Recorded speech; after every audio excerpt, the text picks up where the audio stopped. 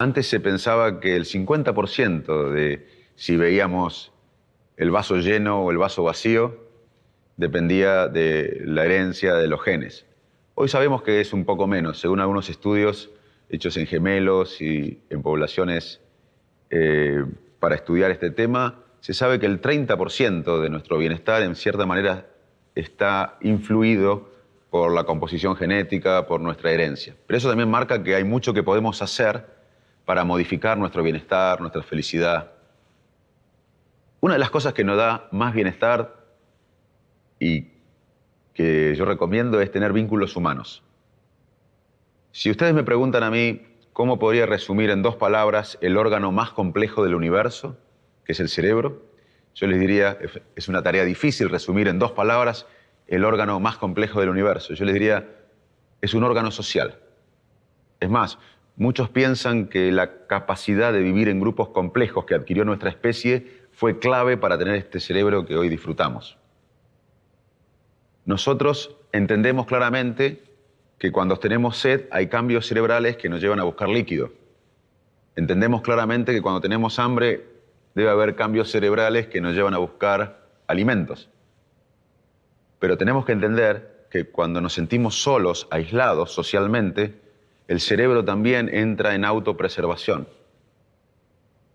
O sea que estoy planteando que estar conectado con otro vínculo humano es tan necesario como comer o beber. Y esto no lo resuelve 100 amigos en Facebook. El vínculo humano es irreemplazable. Nosotros, repito, somos seres sociales. Parte de nuestro cerebro, parte de la complejidad de nuestro cerebro es en parte a la complejidad que adquirió nuestra especie para vivir en grupos grandes y complejos. Hoy hay datos que muestran que el aislamiento social crónico, y no es un tema menor, en Estados Unidos el 40% de la sociedad se siente sola en forma crónica en algún momento de la vida. Inglaterra acaba de crear un ministerio de la soledad, porque esto tiene, no porque sean amantes de la neurociencia los del gobierno inglés, sino porque saben, tienen datos, tienen evidencia científica, que la soledad es muy frecuente y que produce problemas de salud, que tienen un costo enorme para la sociedad. Y repito, países como Estados Unidos o incluso China que está industrializándose, tienen problemas de soledad crónica en la gente. Y el aislamiento social crónico es un factor de mortalidad más importante que la polución ambiental, que el alcoholismo y la obesidad. Así que tener vínculos humanos profundos es una de las cosas que nos da más bienestar. Y no solo vínculos humanos profundos, que es, por ejemplo, a quién contarle una enfermedad, a quién contarle un sueño, a quién pedirle dinero si uno lo necesita urgente, sino también vínculos diarios, disfrutar el cara a cara, hablar con la gente que uno se encuentra diariamente en el trabajo, en la calle. Tener contacto humano es muy importante. No solo el vínculo humano profundo, sino también el vínculo que uno tiene diariamente con la gente. Disfrutar del contacto cara a cara. Cuando yo te estoy mirando a vos y vos me estás mirando a mí, y ahora hay una liberación de mensajeros químicos que tienen que ver con la confianza, la oxitocina, o mensajeros químicos que tienen que ver con el placer, con la dopamina. Y esto no ocurre vía la tecnología. Si nosotros nos estaríamos comunicando sin estar persona a persona, nuestra composición de liberación química sería diferente.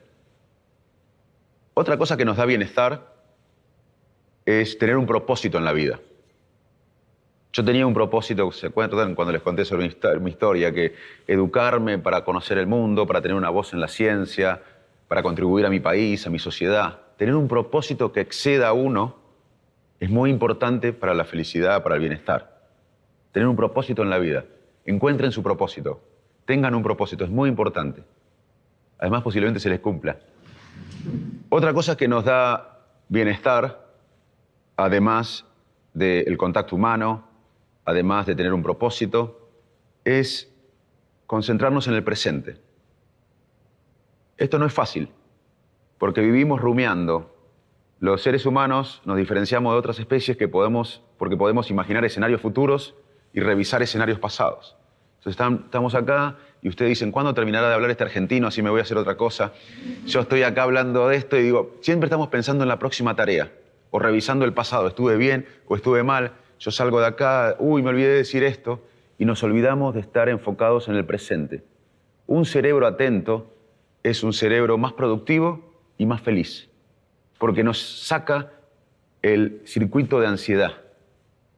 Evita que entremos en un circuito de ansiedad revisando el pasado e imaginando escenarios futuros. Así que estén atentos, disfruten el presente. Otra cosa que nos da bienestar es entrar en un estado de flow. Cuando uno hace una cosa que le gusta mucho,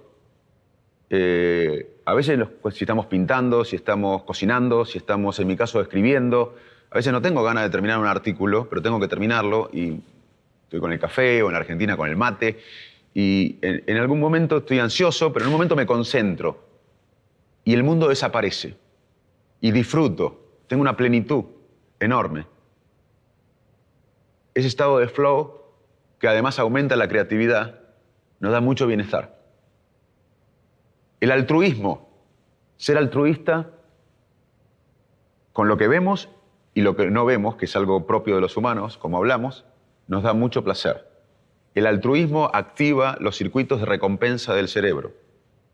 Ser altruista activa los mismos cerebros que la cocaína, con mucho menos efectos adversos. Otra cosa que nos da felicidad son cuestiones más hedonistas, como el ejercicio, una buena comida, el sexo, una copa con amigos, disfrutar de algo que nos da placer. También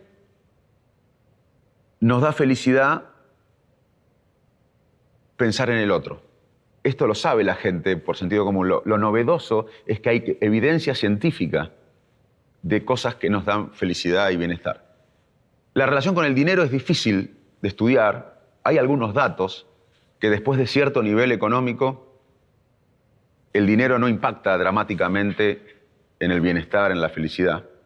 Lamentablemente, la gente que vive en la pobreza, que es vulnerable, tiene un impacto en el bienestar, pero después de cierto nivel, donde uno puede cumplir las cosas básicas, tener mucho más dinero no impactaría en el bienestar. La edad es otro factor difícil de estudiar, pero hay algunos datos. Algunos hablan de la U de la felicidad a lo largo de la vida, y unos muestran que hasta la segunda década y media, no importa si uno crece en Madrid, en Buenos Aires, en Bangladesh, en Nigeria, uno tiende a ser feliz. Después, entre los 25 y 60 años, en la mitad de la vida, en la edad adulta, uno tiene muchos frentes.